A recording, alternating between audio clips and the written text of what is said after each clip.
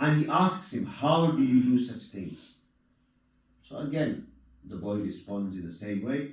He says, I do not cure anybody, but it is Allah subhanahu wa ta'ala who cures them. Then the king became angry and he got hold of this young boy, took hold of him and began to punish him severely.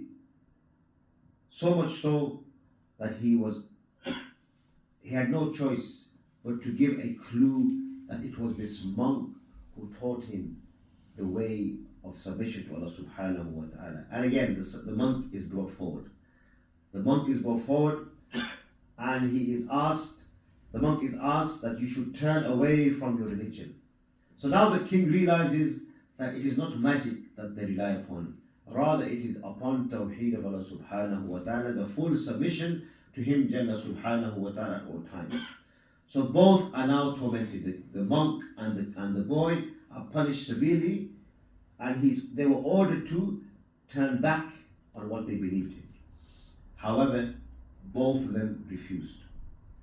So what he did is, the first thing, he ordered for a saw to be placed upon the heads of the monk firstly, and he said that if they turn back from the religion, then let them go, otherwise they are to be cut into half with this saw.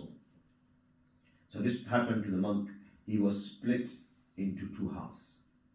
In front of the boy, in front of the congregation, in front of everybody, that this is the anjam, this is the result, this is what will happen if you do not go back upon your religion, which was the truth, which was the religion of truth. So now it was said to the young boy, it is your turn.